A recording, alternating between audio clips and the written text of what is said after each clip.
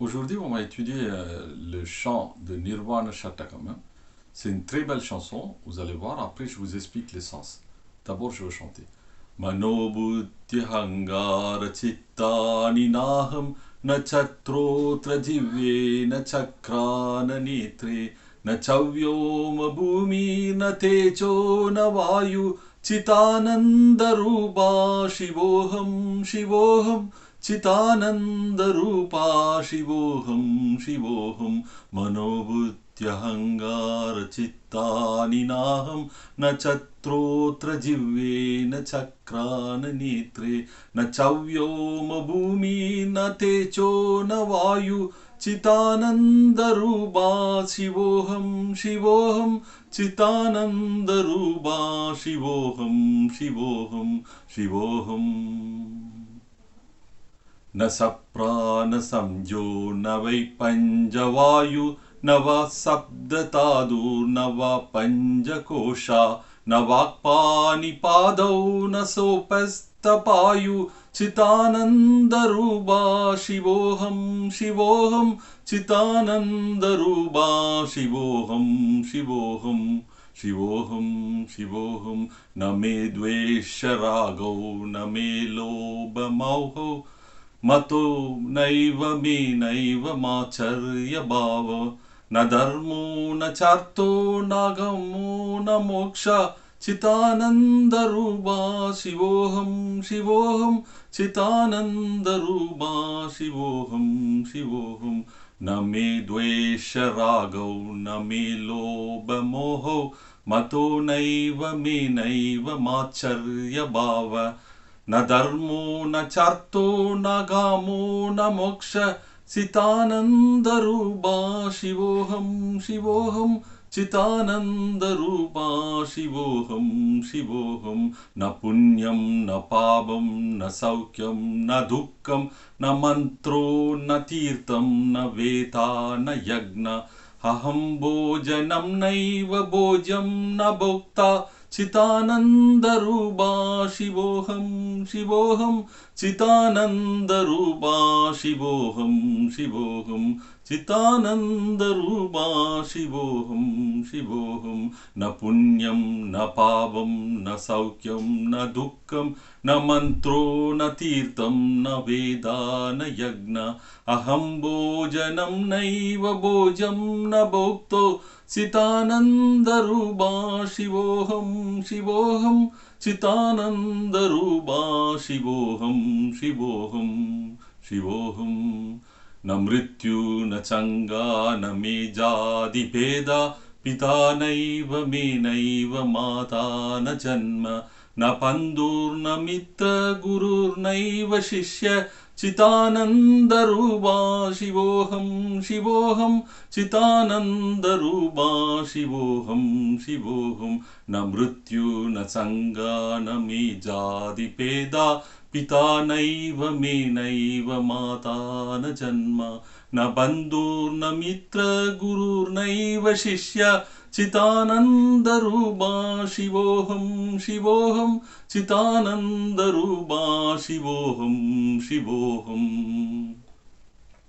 अहं निर्विकल्पो निराहाररूपो विभुत्वाञ्च सर्वत्र सर्वेत्रियाणं न सासङ्गतं नैव मुक्तिर्न मेया चितानन्दरूपा शिवोऽहं शिवोऽहं चितानन्दरूपा शिवोऽहं शिवोऽहम् अहं निर्विकल्पो निराहाररूपो विभुत्वाञ्च सर्वत्र सर्वेत्रियाणं न सासङ्गतं नैव मुक्तिर्न मेया चितानन्दरूपा शिवोऽहं शिवोऽहं चितानन्दरूपा शिवोऽहं शिवोऽहम्. Voilà, donc là, on va résumer un petit peu la chanson. Quand vous dites Mano Bhuti Ahangara Chittadi Naham, je ne suis ni le mental, Mano mental, Bhuti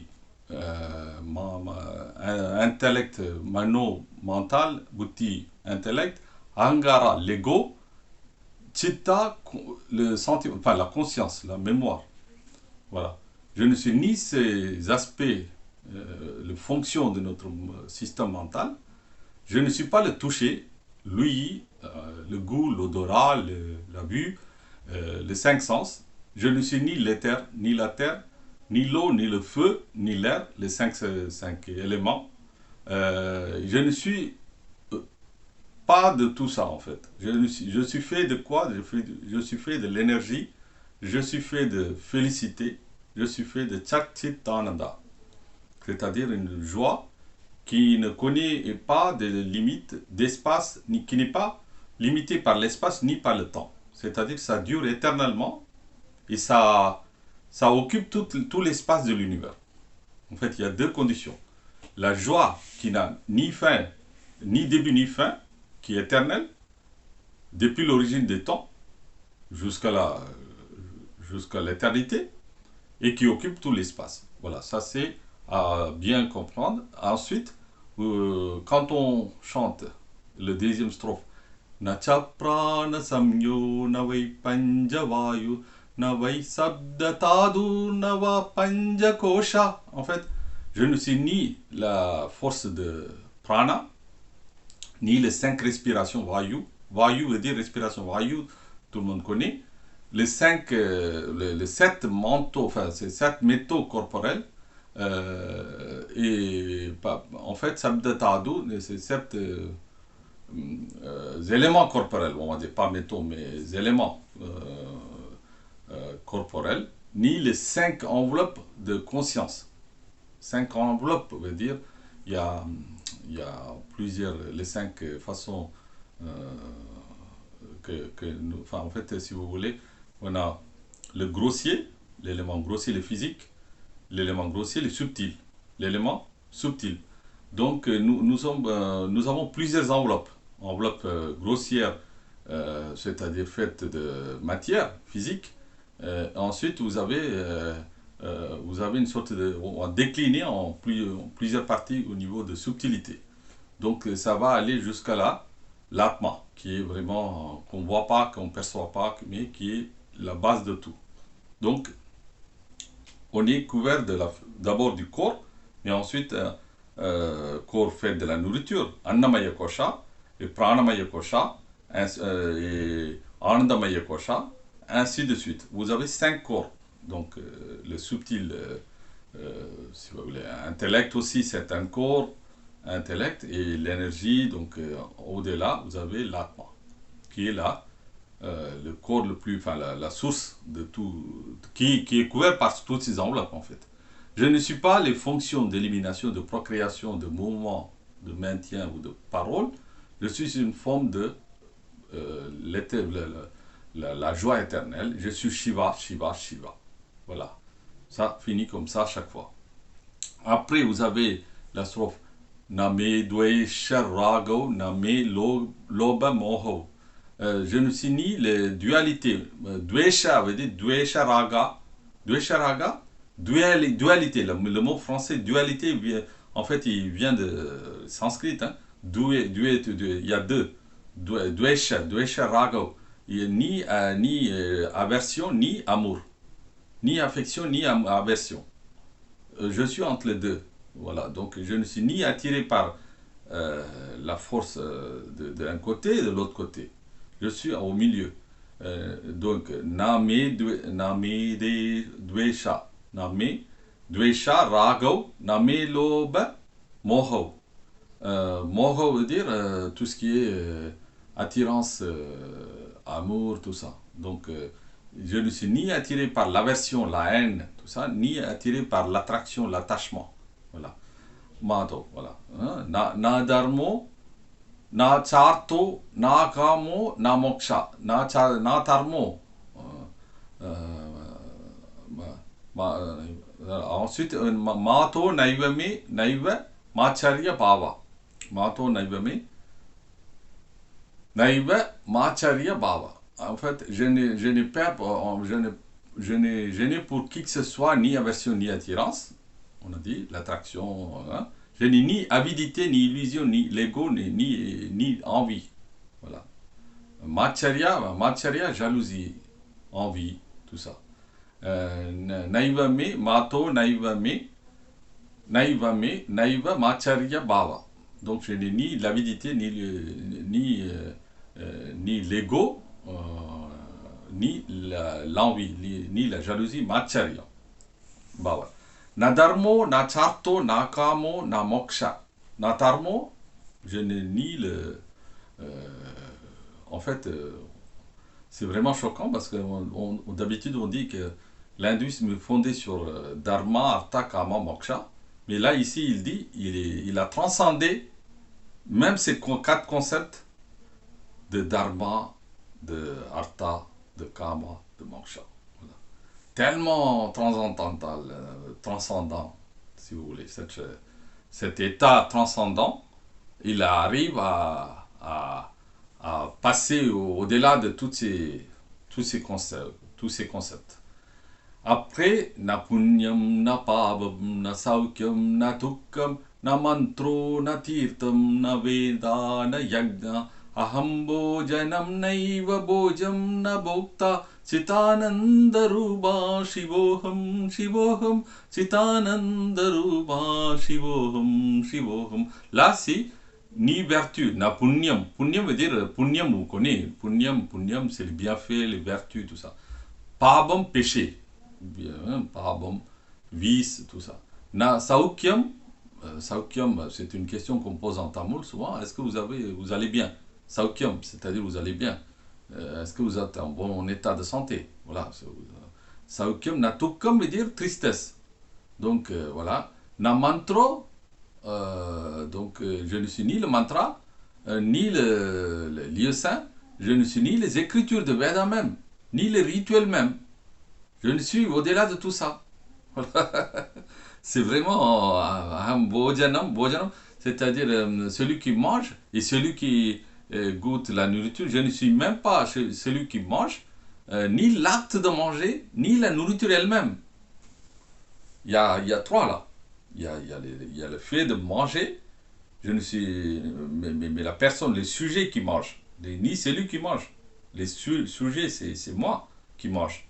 Je ne suis ni cette personne qui mange, ni ce que je mange, c'est-à-dire l'objet, ni le fait de manger, c'est-à-dire le processus, ni la nourriture elle-même que je mange. Je ne suis au-delà de tout ça. Je ne suis qu'une forme de Shiva. Shivoham, Shivoham, Shivoham, Shivoham. Voilà. C'est ensuite na matru, na chanka, na meta, na me jadi peta. Pita naiva me, naiva mata, na janma. Na pandur, na mitra, kurur naiva shishya. C'est-à-dire, il a dépassé même, y compris la mort, l'identification au caste. Je n'ai ni père, ni caste, je n'ai pas peur de mourir. Je n'ai ni père, ni mère, ni naissance. Parce qu'il a fini avec la chaîne de samskara. Pourquoi? Parce qu'il a atteint le Jiva Mukta. Quand il est devenu Jiva Mukti, il a atteint ce Jiva Mukti, ben, il n'a plus besoin de renaître parce que vous avez brûlé vos karmas. D'un seul coup, vous avez plus besoin de... Vous avez plus de dette karmique qui vous oblige à renaître. Donc, il n'y a plus de karma à rembourser à Dieu. À Dieu, c'est-à-dire à la conscience universelle, enfin, la force universelle, d'où tout est émané, tout a émané. Donc, à cette force naturelle, on n'a pas besoin de rembourser quoi que ce soit. Vous voyez le concept de sans forme. Donc, l'hindouisme, au fond, en fait, si vous fouillez l'hindouisme, c'est sans forme. Hein. C'est le forme, c'est plus pour les gens populaires, qui, je ne dis pas en disant qu'ils sont, c'est pas bien tout ça, hein. C'est pour éduquer les gens de façon à ce que tout doucement ils arrivent à comprendre la sans forme. Au départ, il faut une forme pour méditer, mais après, il faut arriver un peu à dépasser avec le bhakti. En fait, il faut choisir un seul concept de paramatma, mais si on n'arrive pas à concevoir cette forme invisible, on peut avoir le bhakti pour que, par exemple, soit Muruga, soit Kali, soit Amma. Bon, moi, je pense que c'est un grand choix à chacun de nous. Chacun de nous peut choisir ce qui correspond à son caractère, sa personnalité. Et oui, une sorte de bhakti de façon à ce que l'ego se dissout dans cette bhakti. L'objectif de cette bhakti est de faire un sacrifice de yagnam, de sacrifice de tout ce qu'on a, tout ce qu'on possède. C'est-à-dire le mental, l'intellect, l'ego, les physiques, tout ce qui sert à capter les cinq sens, les cinq éléments. Je sacrifie même mes proches, ceux qui sont, enfin, mentalement, je me détache de mes proches, de mon père, de ma mère, de mes enfants, de mon épouse, enfin, de la naissance de la terre, de tout ce qui constitue le plaisir, le dukkha, la dualité, enfin, ni ni la tristesse, ni la joie. Je sacrifie tout, de toutes les dualités, je dépasse les dualités, et j'arrive à rester dans cet état de nirvakalpa. En fait, c'est une sorte d'état où il n'y a pas d'attachement du tout. Donc, je n'ai ni parents, ni amis, ni gourou, ni élève. Voilà, c'est ce qu'il dit. Namrityu Changana Mejadi Peda Pida Naiva Me Naiva Mata Na Janma Na Pandur Na Mitra Guru Naiva Shishya Chitananda Rupa Shivoham Shivoham Chitananda Rupa Shivoham Shivo. Je ne suis que la forme de Shiva. Je suis Shiva même. Donc, pas besoin d'aller au-delà de cette... En fait, il faut vraiment comprendre qu'on a déjà en nous on a déjà en nous la parcelle de Shiva. En fait, la source de Shiva est en nous. Donc, Jivatma déjà. Paramatma est la conscience universelle, si vous voulez, le grand Shiva, on va dire. Mais déjà en nous, le reflet de ce Shiva, reflet, c'est-à-dire on a capté la puissance de Shiva et cette force universelle est en nous. Donc c'est chacun de nous, chaque plante, chaque forme de créature a cette force. Sinon, sans être touché par la grâce de Dieu, il n'y a aucune chose peut exister sur terre et ni dans l'univers, quoi. En fait, c'est ça. Aham nirvi kalpo nirahara rupo vibhutvanja sarvatra sarvetra yana nasasanga tam naiva muttirna meya chitana. Ouais, ainsi de suite. Je suis sans aucun attribut. Nirvi kalpo, c'est ça. Nirvi kalpa, il y a dhyana. Nirvi kalpa dhyana. Je suis sans attribut, sans aucune forme. Voilà, c'est sur la forme, c'est sur cet aspect de Shiva, sans forme. Si vous allez à Chidambaram, dans le temple de Chidambaram, il y a un endroit où il n'y a rien. Donc tout d'un coup, là, il n'y a plus de statue.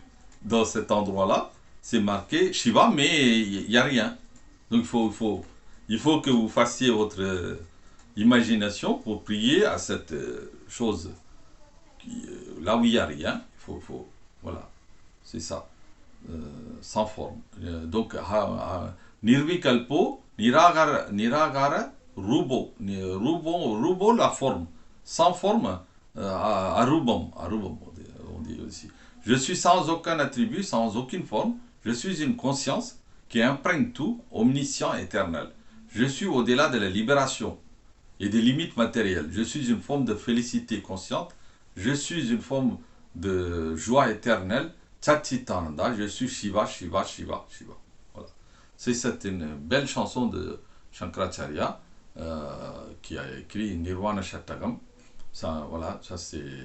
On a terminé avec cette chanson. J'espère que, en fait, si vous voulez, ça vous évite de lire Ramana Maharishi, Qui suis-je, Upanishad, pas mal de choses. Si on a déjà assimilé ces notions en méditant, c'est-à-dire en séparant le corps, les cinq éléments, les cinq sens, les organes, tout ce qu'on a comme physique en nous, c'est-à-dire les organes, le sang, les artères, tout ce qui constitue un être humain physiquement, si vous voulez, y compris tout ce qui est organes intérieurs, hein, internes, donc le cœur, le poumon, machin, tout ça, c'est pas vous. Ça, tout peut être maintenant, avec une opération, on peut échanger, on peut mettre à la place, on va enlever un organe, on va remplacer cet organe. Donc, c'est pas à nous, quoi. L'ongle, pareil, ou couper l'ongle, c'est pas à vous l'ongle, hein. Les cheveux non plus, hein. Donc, petit à petit, on comprend que c'est pas le physique, ce n'est pas nous. Qui sommes-nous? Qui sommes-nous? Au-delà de ce physique, au-delà de ce mental, le cinq sens, au-delà de ce mental qui est juste, comme il a bien dit Shankaracharya, ni le chitta, aham, ego, buddhi, donc buddhi, voilà, donc tout ça, et intellect, on n'est pas tout ça. On est au-delà de l'intellect, de buddhi, mental, de l'intellect, chitta, conscience, mémoire, et l'ego. On est au-delà de tout ça. On est au-delà de cinq sens. On est au-delà de tout ce qui est organe, tout ce qui est physique, tout ce qui constitue le corps physique, avec les circulations sanguines, les artères, avec les fonctions de procréation, d'élimination, tout ce qui est métabolisme, si vous voulez, qui fonctionne en nous, pour éliminer tout ça, et que le fait de manger, assimiler, la digestion, toutes ces fonctions-là, c'est pas moi, c'est une usine que j'ai héritée, mais c'est juste pour expérimenter la vie là sur Terre. Ce n'est pas à cette usine-là que je veux m'attacher, si vous voulez. Vous n'allez pas vous attacher à cette usine d'une machinerie, si vous voulez, c'est comparable à une machine. Et je ne veux pas m'attacher à cette machine. Machine, elle fait ses fonctions. Bon, après, on laisse la machine tranquille. Mais, étant donné que nous savons que nous, on peut regarder nos propres pensées qui apparaissent devant nous, ben, nous comprenons que la pensée et nous, c'est deux choses différentes. Donc, nous sommes devant nos pensées qui est en train de défiler. Ça veut dire quoi? Qui regarde les pensées qui défilent? C'est une question à laquelle je vous ai déjà dit que il faut qu'on essaie ensemble de répondre. Par la méditation, on arrivera à trouver que par rapport à ce défilé de pensées, c'est la conscience qui est en train d'observer les spectateurs, qui est le spectateur qui regarde ces spectacles de pensée. Voilà. Il faut savoir discriminer les spectateurs du spectacle. Quand on arrive à discriminer les spectateurs du spectacle, ça veut dire qu'on a créé une distance entre tout ce qui est faux et tout ce qui est vrai. Tout ce qui est vrai, c'est l'observateur. Tout ce qui est faux, faux pas faux dans le sens faux, mais c'est mirage, quoi. C'est Maya. Ils appellent ça, en hindouisme, on appelle ça Maya. Maya, c'est-à-dire une projection. Une projection qu'on ne peut pas s'accrocher à cette projection Maya faite d'illusions, mais on reste dans notre conscience qui est éternelle, qui n'est pas destructible ni par le feu, ni par l'eau, cette conscience qui est l'observateur ne peut pas être éliminée, détruit, anéanti ni par le feu, mouillé par l'eau, coupé par l'épée. Ainsi dit la Bhagavad Gita vous clairement indique que notre conscience, elle est indestructible. La conscience c'est l'équivalent de l'observateur qui est en nous, qui regarde les pensées là, qui est l'observateur. Cet observateur est indestructible. Et cet observateur est éternel.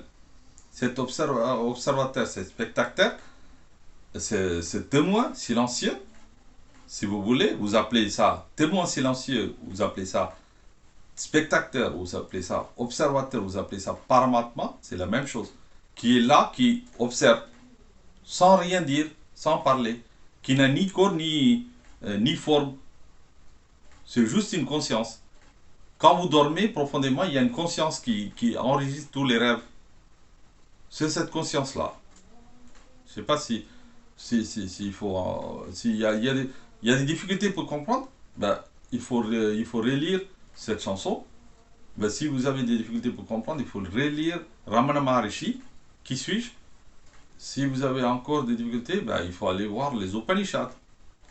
Et là, vous finirez par comprendre qu'il y a une distance à faire, créée entre tous ces aspects instrumentaux que nous avons hérités. C'est juste pour expérimenter la vie sur Terre.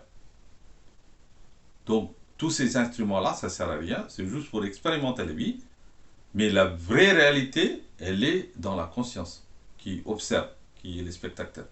Voilà, c'est l'essence même de tout l'enseignement de l'hindouisme, en fait. Si vous avez compris cette chose-là, je pense qu'après, c'est clair. Tout tombe dans chaque, comment dirais-je, à sa place, quoi, vraiment. Voilà, ok. Bon, ben là, on va laisser parce que je pense qu'avoir bien fait comprendre, euh, c'est vrai que c'est pas facile, mais on peut pratiquer la méditation tous les jours en fermant les yeux, en observant nos propres pensées, ou bien vous prenez un calepin ou notez vos pensées. On commence d'abord par de petites pratiques, et ensuite on arrive à créer une distance entre cette conscience, l'observateur et le pensée observée. Je pense que ça va être utile tout ça.